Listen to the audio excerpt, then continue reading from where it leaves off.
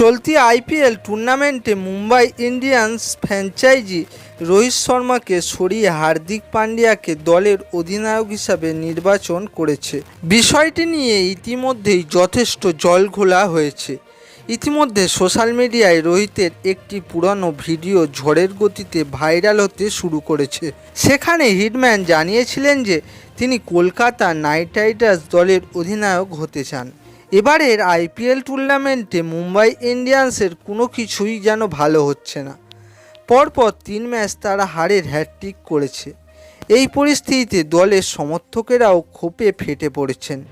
তাদের দাবি, রোহিত শর্মাকে ইডেনের অধিনায়ক পদ থেকে সরানোর কারণেই বর্তমানে মুম্বাই ইন্ডিয়ান্স এই হাল হয়েছে। প্রসঙ্গত, 2024 আইপিএল টুর্নামেন্ট শুরুর ঠিক আগেই মুম্বাই ইন্ডিয়ান্স ম্যানেজমেন্ট সিদ্ধান্ত গ্রহণ করে যে রোহিত শর্মাকে সরিয়ে হার্দিককে অধিনায়ক করা হবে। কিন্তু এই সিদ্ধান্ত যে এভাবে বুমেরাং হয়ে যাবে সেটা বোধহয় কেউ কল্পনাও করতে পারেনি। ইতিমধ্যে রোহিত শর্মার একটি পুরানো ভিডিও সোশ্যাল মিডিয়ায় ভাইরাল হতে দেখা যাচ্ছে। সেখানে একটি নিউজ চ্যানেলের অ্যাঙ্কর রোহিতকে প্রশ্ন করেছিলেন যে মুম্বাই ইন্ডিয়ান্স দলের অধিনায়ক না হলে আর কোন দলের অধিনায়ক হতে তিনি পছন্দ করতেন। জবাবে রোহিত শর্মা বলেন, ইডেন গার্ডেন্স তার কাছে বরাবরই যথেষ্ট প্রিয় মাঠ। আমার কেরিয়ার ইডেন গার্ডেন্সের গুরুত্ব অনেকটাই বেশি।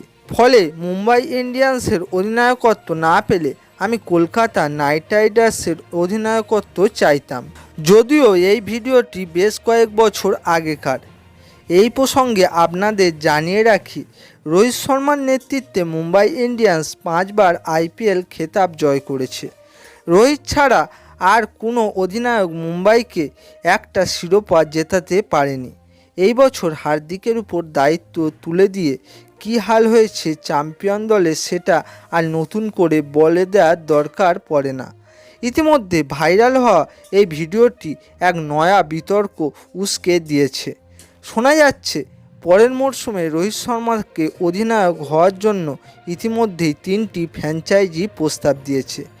এমনকি রোহিত শর্মাও নাকি মুম্বাই ইন্ডিয়ান্স ম্যানেজমেন্টকে জানিয়ে দিয়েছেন যে আগামী মরশুমে তিনি আর এই দলে থাকতে চান না। যদিও এই ব্যাপারে কোনো পক্ষেরই কোনো আনুষ্ঠানিক বিবৃতি পাওয়া যায়নি। গোটা বিষয়টাই জল্পনার উপর দাঁড়িয়ে রয়েছে। এর মধ্যে মুম্বাই ইন্ডিয়ান্সের ক্রমাগত খারাপ পারফরমেন্স এই জল্পনাকেই যেন আরও উস্কে দিচ্ছে তা নিঃসন্দেহে বলা যায়।